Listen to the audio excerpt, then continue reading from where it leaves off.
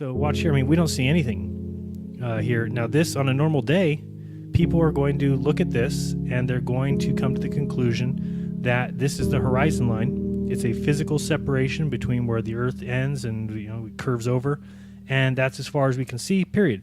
But on this specific day, the sun gets behind and creates a silhouette. So you'll see that coming up here shortly. And the fact of the matter is that these mountains are not floating and levitating in the air. They're just not. They're not a mirage.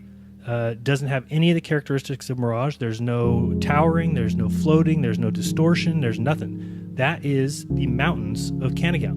Now, when you hear people say, oh, it's just this mountain here, this peak is 9,000 feet, but the rest of the mountain chain is there. So granted, can you see down to 1,000 feet or down to the shore? No, because you're looking over a vast amount of water. And again, reading these things that I read today are just more backup of that, of exactly what's going on here. But here, if you look at, this is not a mirage. You'll see this is not rising, this is not shimmering. This is the mountains of Canigao.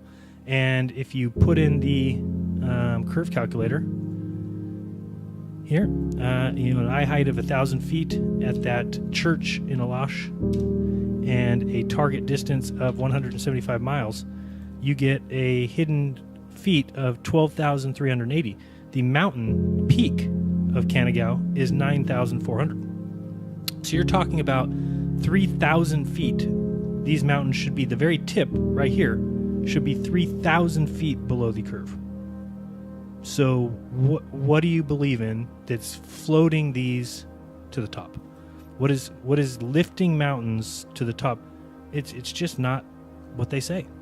And so, for me, I'm not going to just take their words. Oh, this is okay. Yeah, it must be an astronomical thing. The sun's lifting thing. The sun doesn't lift mountains up. If these mountains are behind the curve, I wouldn't be able to see them. I cannot see through ocean water, and the sun is not a magic ball that lifts mountains up over water so I can see it.